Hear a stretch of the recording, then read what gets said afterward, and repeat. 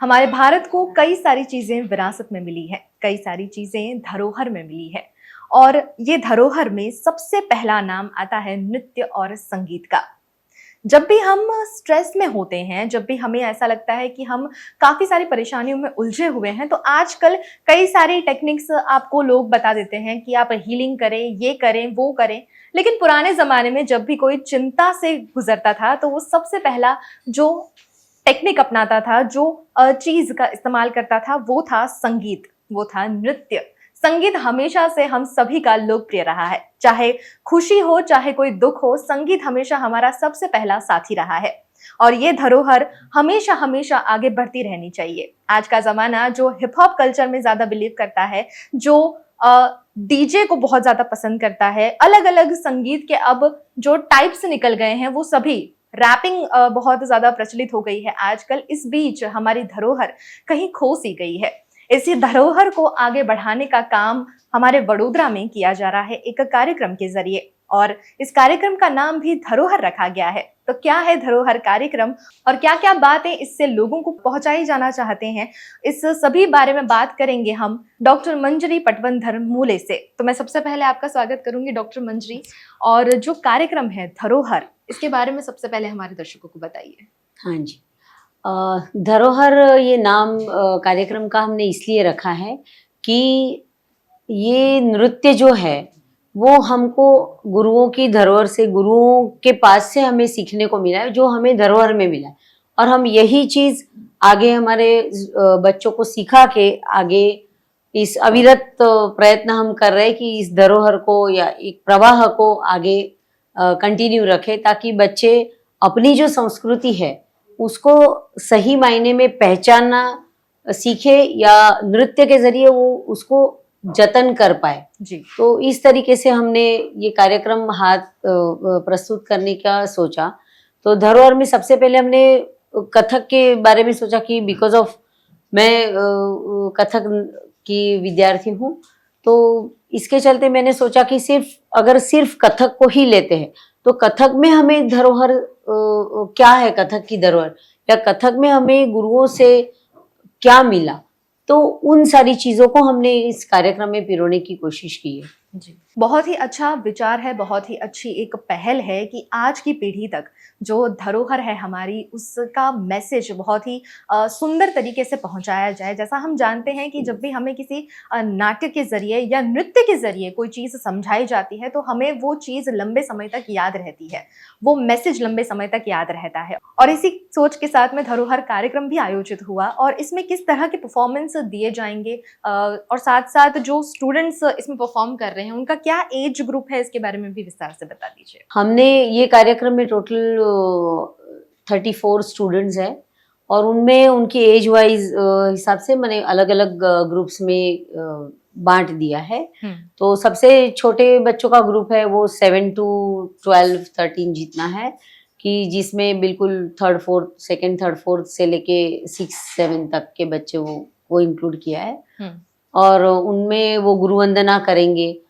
उसके साथ साथ पारंपरिक कथक भी थोड़े से तोड़े टुकड़े तटकार वगैरह जो टेक्निकल चीज़ें हैं वो भी करेंगे। फिर बी ग्रुप है तो उनको सरस्वती वंदना सिखाई है।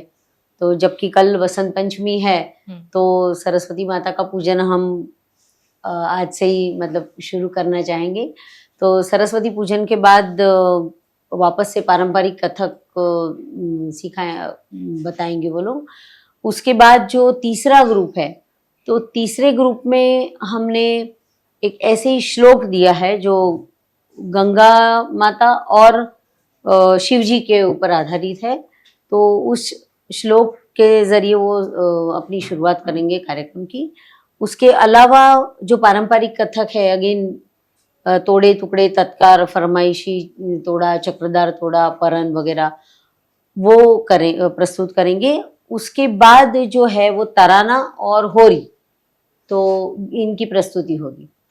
फिर उसके बाद का जो दो बड़ी बच्चियों का ग्रुप है, तो उन्होंने एक श्लोक और एक उसके साथ साथ एक ठुमरी ऐसे प्रस्तुत करेंगे, चतुरंग प्रस्तुत करेंगे। उसके अलावा पारंपरिक कथक तो है ही। और उसके बाद फिर मैं थोड़ा-सा कोशिश करूँगी प्रस्तुत करने की, जिसमें मैंने यूँ सोचा है कि मैं गुरु वंदना से शुरुआत करना चाहूँगी, क्योंकि गुरुओं से ही हमें ये ज्ञान मिला है।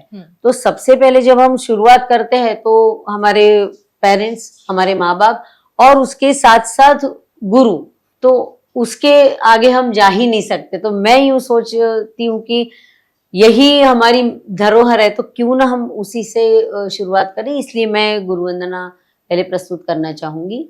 फिर उसके बाद मेरे दादा गुरुजी का एक भजन है, तो युगल जोड़ी, जो 2 युग पुरुष थे, त्रेता युग में राम और द्वापर युग में श्याम, वैसे ही तुलसीदास और सूरदास, उन्होंने उनके बारे में जो लिखा है, तो वो सारों का अभ्यास करके मेरे दादा गुरुजी पंडित सुंदरलाल जी गंगानी, उन्होंने उसके ऊपर एक भजन लिखा है और उस भजन की प्रस्तुति करूंगी। और उसके बाद अभी राम जन्मभूमि हम वहां जा तो नहीं पाए अभी, बट यहीं से क्यों ना हम इस पूरे प्रोग्राम रूपी सुमन को श्री राम के चरणों में अर्पण करना चाहूंगी। तो उसमें एक जैसे हम जा नहीं पा रहे, पर राम भगवान के आशीर्वाद हमें जरूर मिलने चाहिए, इस आस के साथ एक शबरी बनकर मैं शबरी का ही भजन प्रस्तुत करना चाहूंगी। और उसके बाद लास्ट में जैसे कहते हैं ना कि आकाशात पतितम तोयम यथा गच्छति सागरम सर्वदेव नमस्कारम केशवम प्रति गच्छति। तो आकाश से गिरा हुआ पानी जैसे समुद्र में जाके मिलता है, तो वैसे ही गुरुजनों को, अपने पेरेंट्स को, माँ बाप को और ऑडियंस को किया हुआ नमस्कार केशव माने कृष्ण भगवान या कहे विष्णु, तो उनके चरणों में जाता है, ऐसा कहा जाता है संस्कृत में।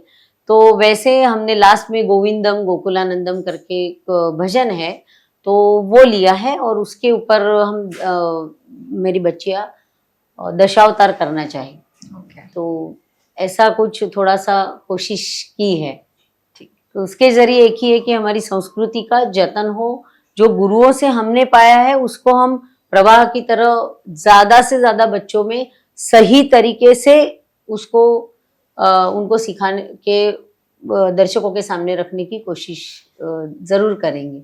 अभी भी की है और आगे भी करेंगे। जी, ऐसा कहा जाता है कि हम जिस परिवार में पल बढ़ते हैं उसका कोई ना कोई असर हमारे चरित्र पर जरूर होता है, हमारी लाइफ पर जरूर होता है। और इसी के साथ साथ हम जो प्रोफेशन में अपना कदम रखते हैं तो उस प्रोफेशन का भी थोड़ा इम्पैक्ट हमारी पर्सनालिटी पे जरूर पड़ता है। आपने कई बार सुना होगा कि जो इंसान पेंटिंग करता है, डांसिंग करता है, यानी किसी ना किसी कला से जुड़ा रहता है, वो इंसान हमेशा सुलझा हुआ रहता है और अपने आप में बहुत संतुष्ट रहता है। यही है कला की ताकत, और इसीलिए हर किसी को एक कला तो अपनानी ही चाहिए। तो इसी सवाल को जोड़ते हुए मैं मंजरी जी से ये जानना चाहूंगी कि जो मैंने कहा कि कला हमारी जिंदगी में कोई ना कोई इम्पैक्ट जरूर डालती है, तो आप नृत्य से जुड़ी हैं, तो नृत्य ने आपकी जिंदगी पर क्या इम्पैक्ट दिया है? नहीं, सबसे पहले मेरा मानना ऐसा है कि जो नृत्य से जुड़ा हुआ है या एक परफॉर्मिंग आर्ट से जुड़ा हुआ है, तो वो बच्चा एकदम जैसे छोटा होता है, जैसे उसने आज ज्वाइन किया, उसके बाद से करीबन आप देखोगे मंथ या 2 महीने के बाद से धीरे धीरे उसमें पोलाइटनेस आती है। अपनी जिंदगी में आगे बढ़ना है तो एक, जैसे हमारे टीचर्स भी हमको स्कूल में सिखाते कि एक गोल बेटा हमेशा ध्यान रखो, तो वैसा हम बताते तो है, पर वो गोल तक पहुंचाने के रास्ते जो है तो उसमें बहुत सारे कांटे आते, बट उसको किस तरीके से बाजू करके फिर आगे बढ़ना है वो एक गुरु ही अच्छी तरह से सिखाता है। तो मुझे कहीं पे ऐसा लगा कि जो बचपन से लेके आज तक की जो मेरी जर्नी रही, तो उसमें मेरे पेरेंट्स, मेरे गुरुजी और काली भैया जैसे महान लोगों का मेरे पे आशीर्वाद भी रहा है। और मैं हमेशा इसको हर छोटी बात ध्यान रख के बच्चों को बता के उसको आगे बढ़ाने की मैं कोशिश करती हूँ। तो जैसे एक छोटा सा भी प्रॉब्लम आता है तो बच्चा तुरंत, मैम ये प्रॉब्लम अभी मैं क्या करूँ, तो मैं वो बोल रही अभी क्या करूँ और अब से नहीं होगा, ये सोचने से बेटर है कि वो प्रॉब्लम आया है तो प्रॉब्लम तो आएगा ही, पर उससे बाहर कैसे निकला जाता है पहले वो सोचो कि प्रॉब्लम बाप रे ऐसे करके गिव अप नहीं करना है। तो ये जो एक पॉजिटिविटी जो है वो किसी भी परफॉर्मिंग आर्ट से आती ही है। तो वो कहीं पे मैं ऐसे मेरे में भी वो चीज देख रही हूँ कि काफ़ी सारे पेरेंट्स भी आते हैं और फिर बताते हैं कि नहीं मैडम, आप जो बच्चों को पॉजिटिव स्ट्रोक्स देते हो, पॉजिटिवली सिखाते हो ना, तो उससे हम भी काफ़ी सारा माने सोच हमारी भी चेंज हुई है। तो अभी यही जब पेरेंट आके बोलते हैं तो फिर मुझे ऐसा लगता है कि नहीं, मैं सही पाथ पे जा रही हूँ। और हाँ, नेगेटिविटी को दूर करके एक पॉजिटिव एनवायरनमेंट पूरा बनता है, एंड साथ में उसका पॉजिटिविटी हमें आगे बढ़ाती है। अब जब बात होती है नृत्य की, तो संगीत के बिना नृत्य कैसे पूरा होगा। धरोहर कार्यक्रम, जो इतना खूबसूरत कार्यक्रम वडोदरा वासियों के लिए रखा गया है, इस कार्यक्रम में अपनी शिरकत देने के लिए खास वडोदरा आए हैं पंडित कालीनाथ मिश्रा जी, जो कि एक बहुत ही मशहूर तबला वादक हैं और इन्होंने कई जगहों पर अपने तबला के सुरों से लोगों को मंत्रमुग्ध किया है। तब उनसे बात करेंगे और उनसे जानेंगे धरोहर कार्यक्रम के बारे में भी और साथ साथ उनकी जिंदगी के बारे में भी।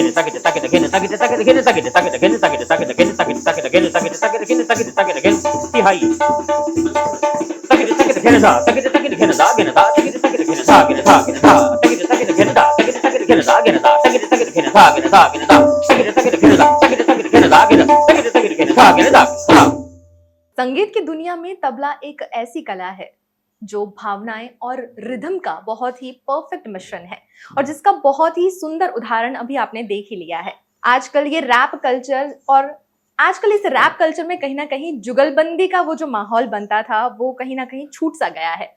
जो जुगलबंदी आपने अभी देखी, जो बहुत ही बेहतरीन एक झलक आपने देखी, और यही खूबसूरती है हमारे धरोहर की, यही खूबसूरती है हमारी संस्कृति की कि ये हमें इतना ज्यादा मंत्रमुग्ध कर देती है कि हम सारी परेशानियां, सब कुछ एक झटके में भूल से जाते हैं। तो अभी जो तबला की धुन आपने सुनी है, सीधे सीधे उन तबला वादक से हम जुड़ेंगे, पंडित कालीनाथ मिश्रा जी से हम बात करेंगे और यहाँ पर उन्होंने जो ये परफॉर्मेंस दिया है, जो तबला की धुन उन्होंने सुनाई है, इस पूरी जर्नी के बारे में उनसे जानेंगे।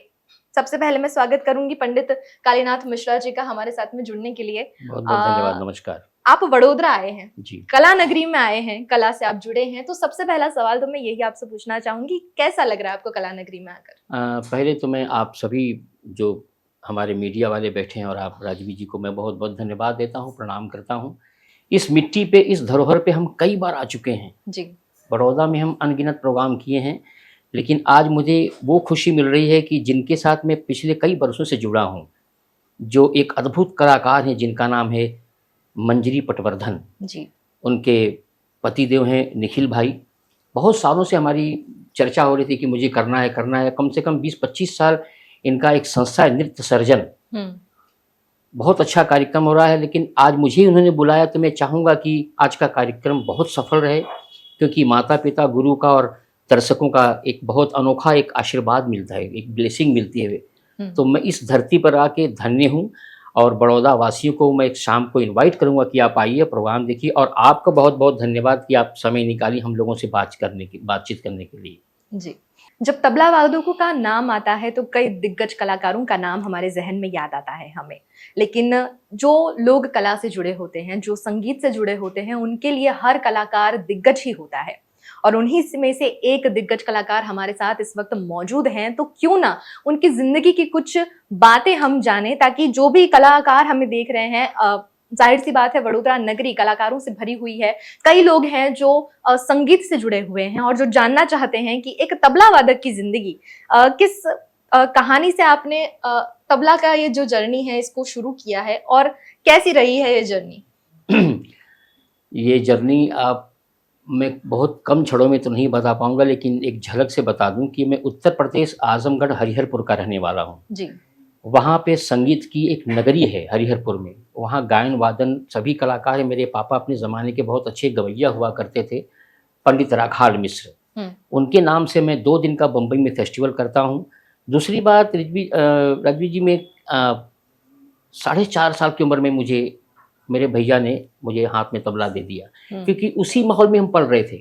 सबसे बड़ी बात तो मैं भाग्यवान हूँ कि मुझे संगीत को ढूंढना नहीं पड़ा। संगीत मुझे परंपरा के हिसाब से मिला, चाहे उसे धरोहर कहिए, चाहे परंपरा कहिए, चाहे संगीत सभा कहिए, चाहे संगीत कक्ष कहिए। पिताजी बैठते थे शाम को 4 बजे, रात को 12 कब बज जाता था, हम उस साधना में लीन हो जाते थे। तो इसको मुझे ढूंढना नहीं पड़ा। दूसरी बात, 4.5 साल की उम्र से शुरू किया, 9 साल की उम्र में मैं पहले ही मंच पे आ गया था। अच्छा। 12 साल की उम्र में हमें लखनऊ में फेस्टिवल हुआ, संगीत समारोह, स्कूल की तरफ से गए।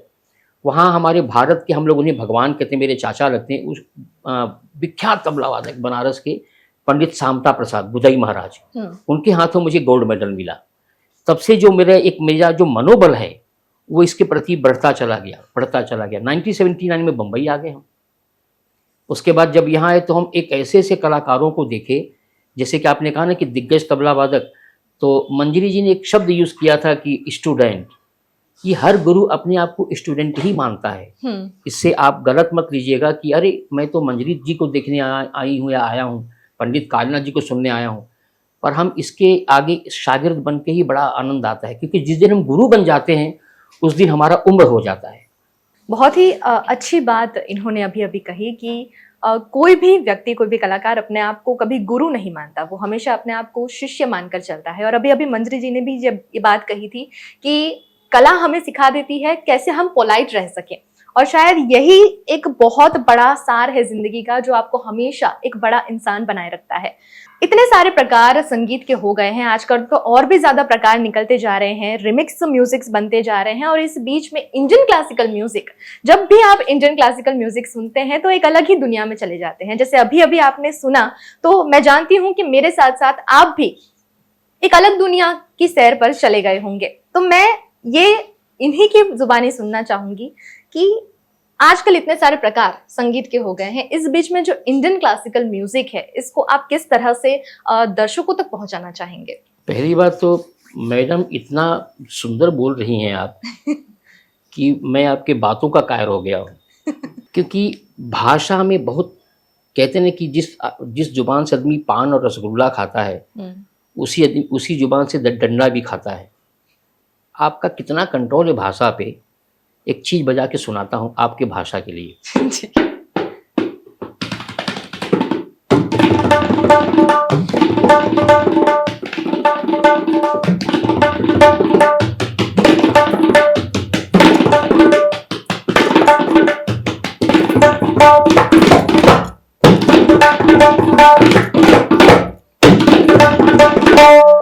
आज के ज़माने में क्लासिकल गली गली में हो गया है।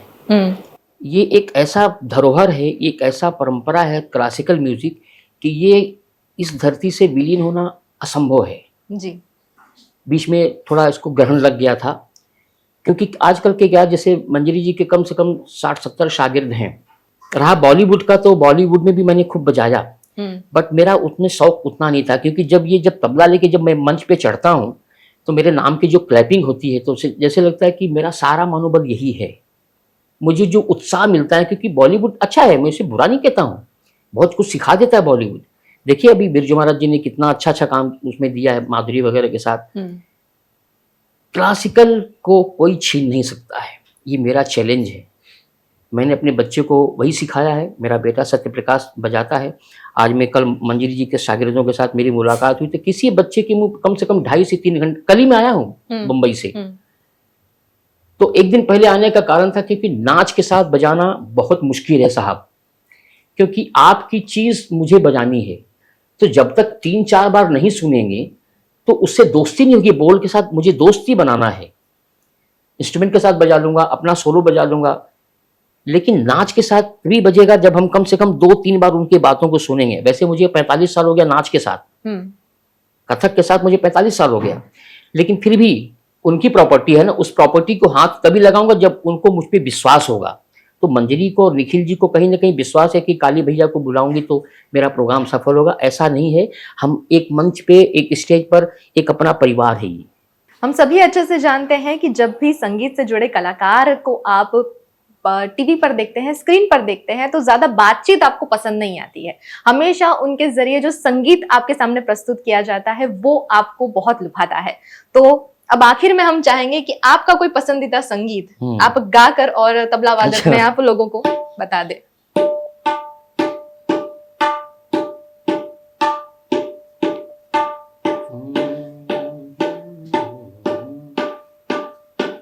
मेरे पिताजी की एक रचना है, क्योंकि मैंने पहले ही कहा कि मैं उत्तर प्रदेश हरिहरपुर का रहने वाला हूँ।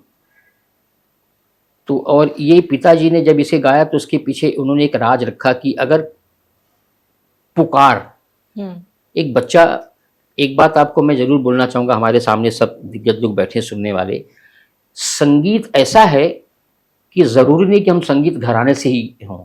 जब एक बच्चा पैदा होता है, आप देखिए उसको बड़े गौर से सुनिएगा कि जब एक बच्चा पैदा होता है तो सुर और ताल उसके पास वहीं से रहता है। रोता है, सुर है उसके पास, हाथ पर फेंकता है, ताल भी फेंकता है, तो सुर ताल तो वहीं आ गया उसको।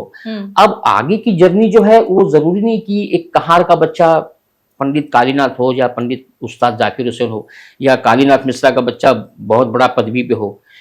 उसको देखने के लिए वो मुझे निगाहें और मेरी साधना चाहिए। तो मेरे पिताजी ने बड़ा सुंदर रचना एक गाया है,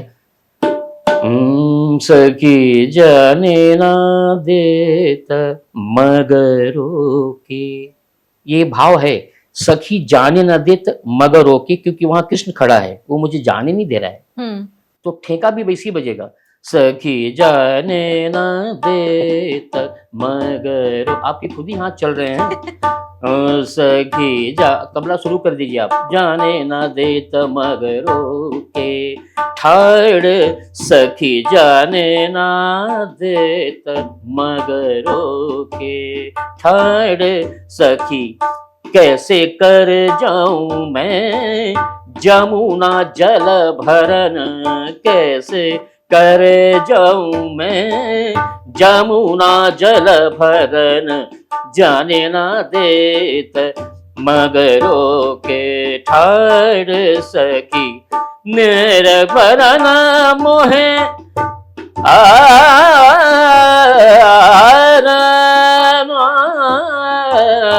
सखी जाने न सकी जाने ना देत मगरों के ठाड़। सखी कैसे कर जाऊं मैं जमुना जल भरन, कैसे कर जाऊं मैं जमुना भरन को जाने ना देता मग।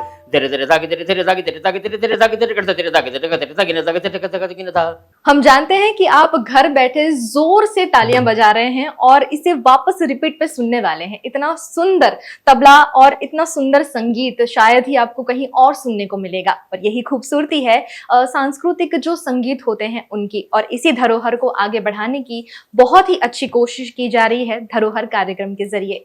और ये बात सिर्फ कार्यक्रम की नहीं है, ये बात है हर उस कलाकार की जो अपनी कला को आगे बढ़ाना चाहता है, लोगों तक पहुंचाना चाहता है, खासकर आज की पीढ़ी तक, ताकि उन्हें भी पता हो कि उन्हें विरासत में क्या क्या चीजें मिली हैं।